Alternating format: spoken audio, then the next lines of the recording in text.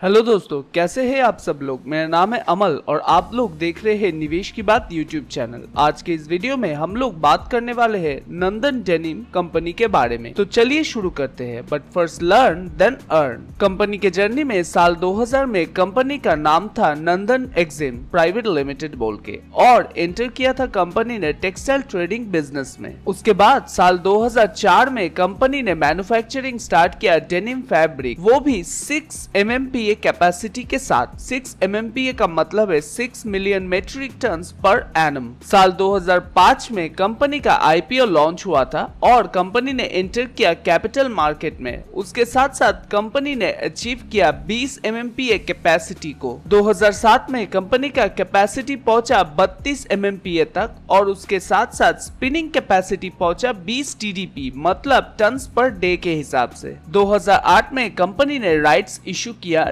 Denim का capacity और ज्यादा इंक्रीज करने के लिए। साथ में एक पावर प्लांट भी सेटअप किया ताकि कंपनी का थोड़ा कॉस्ट और काम हो जाए। 2009 में कंपनी का स्पिनिंग कैपेसिटी 20 से पहुंचा 40 TDP तक और CPP मतलब कैप्टिव पावर प्लांट जनरेट करने लगा 15 मेगावाट का पावर। 2012 में डेनिम का कैपेसिटी और बढ़ गया और पहुंचा 57 MMPA तक। 2013 में ऐसे ही इंक्रीज होके पहुंचा 71 MMPA और स्पिनिंग कैपेसिटी था 54 TDP तक। 2014 में मैन्युफैक्चरिंग कैपेसिटी मैसिव बढ़ गया जो था 110 MMPA और स्पिनिंग था 64 TDP, शर्टिंग था 10 MMPA और यार्न डाइंग था 10 MMPA का। और उसके बाद 2017 में यार्न कैपेसिटी इंक्रीज होके हुआ था 141 TDP तक। उसके बाद से कंपनी का डेटा ग्लोबली अनअवेलेबल है। आइए अब कंपनी के कुछ स्ट्रेंथ्स देख लेते हैं। सबसे पहले देखिए, कंपनी के पास 15 मेगावाट का पावर प्लांट है जिससे कंपनी को इलेक्ट्रिसिटी रिक्वायरमेंट्स काफी फुलफिल हो जाता है। उसके बाद कंपनी के चेयरमैन मिस्टर वेद प्रकाश चिरिपल जी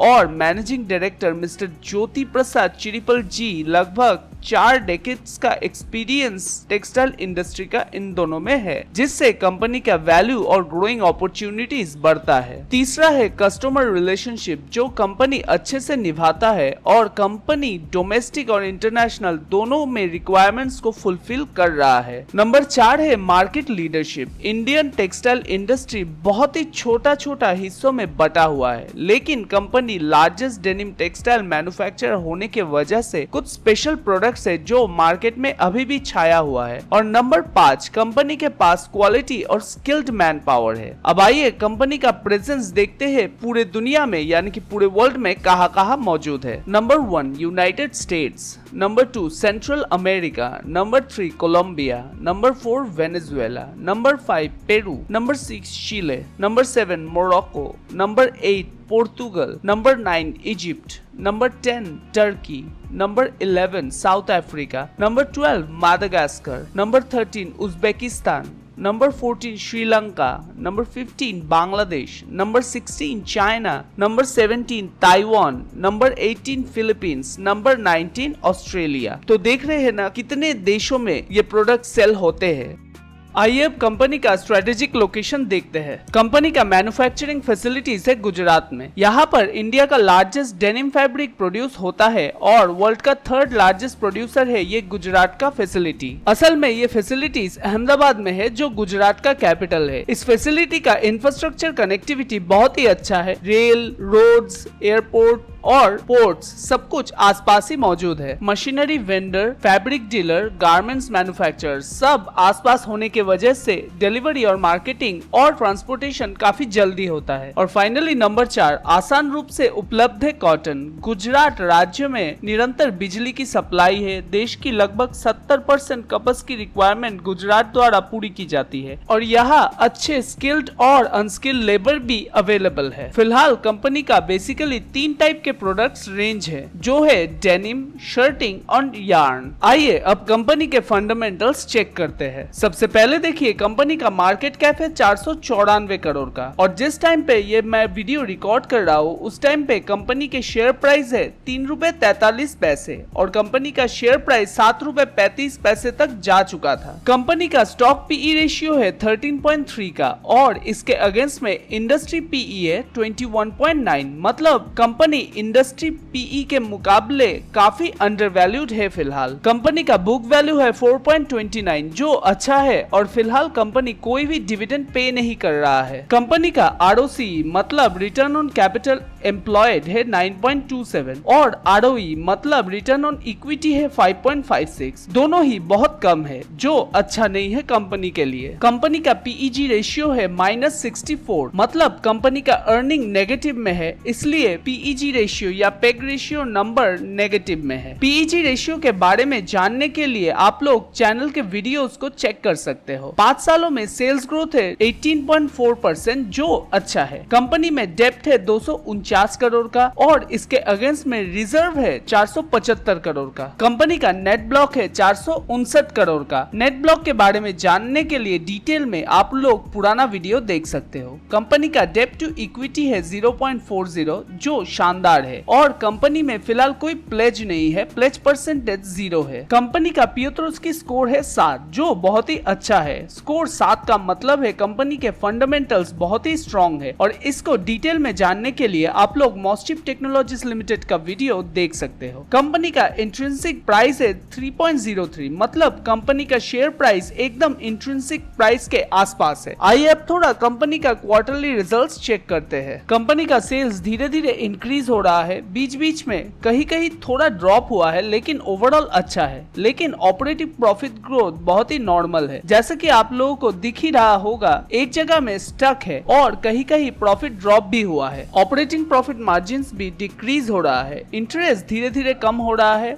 मार्च 2023 में जहां 17 करोड़ का इंटरेस्ट पे किया गया था, कंपनी उस जगह पे अभी जून 2025 में 8 करोड़ पे किया है। कंपनी का नेट प्रॉफिट भी इंक्रीज हो रहा है। एनुअल रिजल्ट्स में कंपनी का सेल्स इंक्रीज हो रहा है, लेकिन मार्च 2020 से मार्च 2021 में देखेंगे तो दिखेगा सेल्स अच्छा खासा ड्रॉप हुआ है। रीजन कोविड-19। उसके बाद से फिर से इंक्रीज हुआ है और एक्सपेंसेस भी सेल्स के साथ साथ इंक्रीज हो रहा है, जिसका इफेक्ट आप लोगों को ऑपरेटिंग प्रॉफिट दिख ही रहा होगा। मार्च 2021 में ऑपरेटिंग प्रॉफिट हुआ था 82 करोड़ का। उसके बाद मार्च 2022 में डबल हो गया 160 करोड़ का। उसके बाद फिर से घट के हुआ 84 करोड़ का। ऐसे ही इंक्रीज होते होते TTM यानी कि ट्रेलिंग टिल मंथ में हुआ 128 करोड़ का। कंपनी का ऑपरेटिंग प्रॉफिट मार्जिन धीरे धीरे कम हो रहा है, जो अच्छा बात बिल्कुल नहीं है। 17% से 3% में आ चुका है, जो बहुत ही खराब है। कंपनी का इंटरेस्ट कंट्रोल में है और आप लोगों को नंबर्स देख के समझ में आ ही रहा होगा। डिप्रिसिएशन भी ठीक ठाक है। कंपनी का नेट प्रॉफिट पहले अच्छा होता था, लेकिन मार्च 2020 से परफॉर्मेंस कुछ खास नहीं है। जहां मार्च 2022 में 68 करोड़ हुआ था, लेकिन उसके बाद मार्च 2023 में हुआ सिर्फ 1 करोड़।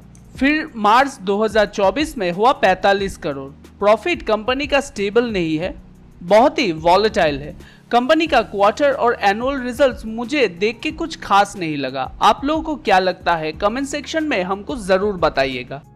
अब आइए कंपनी का कैश फ्लो देखते हैं। कैश फ्लो में कैश फ्रॉम ऑपरेटिंग एक्टिविटी मार्च 2021 में देखेंगे तो आप लोगों को दिखेगा वो रिड्यूस हो चुका है। इसका रीजन आप सब लोगों को पता है, मार्च 2020 में कोविड की वजह से सारे दुकान और मॉल्स बंद थे, इसीलिए सेल्स ठीक से नहीं होने के कारण ऑपरेटिंग प्रॉफिट में घाटा आया। उसके बाद से इंक्रीज हुआ है, लेकिन फिर से मार्च 2025 में डिक्रीज हो गया। अब आने वाला साल का रिजल्ट देखना है क्या होता है। Cash from investing activity record अच्छा था, लेकिन मार्च 2025 में दिख रहा है नंबर्स पॉजिटिव में है, मतलब कंपनी कोई एसेट या फिर कोई इन्वेस्टमेंट सेल किया है। कैश फ्रॉम फाइनेंसिंग एक्टिविटी भी ठीक ठाक है, नंबर्स नेगेटिव में है, मतलब कंपनी लोन का इंटरेस्ट पे कर रहा है। बैलेंस शीट में देखिए कंपनी का इक्विटी कैपिटल इंक्रीज हो रहा है और देखा जाए तो कंपनी का रिजर्व भी धीरे धीरे इंक्रीज हो रहा है। बोरोइंग्स भी पहले अच्छा खासा था, लेकिन उसके बाद से धीरे धीरे कम हो रहा है कंपनी के द्वारा। जहां पर मार्च 2018 में बोरोइंग था 640 करोड़ का, वहां से बोरोइंग मार्च 2025 में लाया गया है 249 करोड़ तक, जो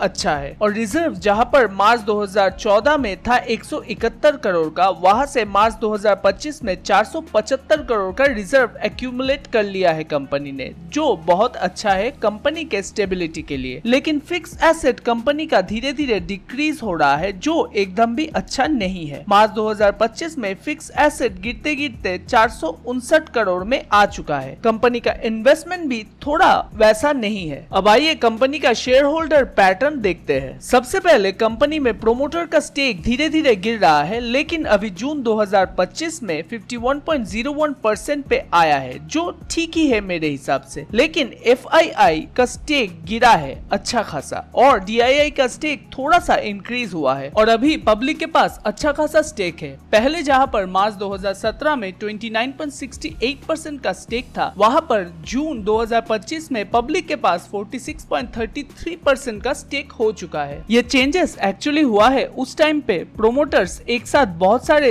शेयर सेल कर दिए और वही शेयर पब्लिक ने परचेस कर लिया था। जैसे कि आप लोग देख ही रहे हो, सितंबर 2024 में जब कंपनी का शेयर ऑल टाइम हाई पे था, जो कि लगभग 6 रुपए 50 पैसे से 7 के आसपास, तब ब्रिजमोहन चिरपाल 2 करोड़ यूनिट शेयर और वेद प्रकाश चिरपाल जी ने 1.5 करोड़ यूनिट शेयर, और उसके साथ चिरपाल एक्जिम LLP ने 1.5 करोड़ यूनिट शेयर सेल किए थे, और वही शेयर सारे पब्लिक ने परचेज कर लिया था। ज्यादा पब्लिक प्रेजेंट शेयर होल्डर में मुझे अच्छा नहीं लगता है। आप लोगों को इस बारे में क्या लगता है कमेंट सेक्शन में मुझे जरूर बताइएगा। और एक और चीज है, ये company con call last April 2022 में ही आया था, उसके बाद से कोई कॉन कॉल अर्निंग कॉल नहीं आया। ऐसे ही कंपनी का खुद का वेबसाइट पे ही कोई अवेलेबिलिटी नहीं रहना, ये चीज मुझे बहुत बड़ा रेड फ्लैग लगा। आप लोगों को क्या लगता है इसके बारे में मुझे जरूर बताइएगा। तो नंदन डेनिम का चार्ट में मुझे सिर्फ पंप और डंप ही दिख रहा है। खैर, तो जो भी हो, मोटिव है आप लोगों के सामने सही इंफॉर्मेशन देना। इंफॉर्मेशन को देख के आप खुद से ही कॉल लीजिएगा, बिकॉज ये कोई स्टॉक बाय सेल या होल्ड करने का रिकमेंडेशन नहीं है। ये वीडियो एजुकेशनल पर्पस बनाया गया है आप लोगों के लिए। तो मिलते हैं अगले वीडियो में दूसरे कोई कंपनी को लेके। तब तक के लिए कीप इन्वेस्टिंग।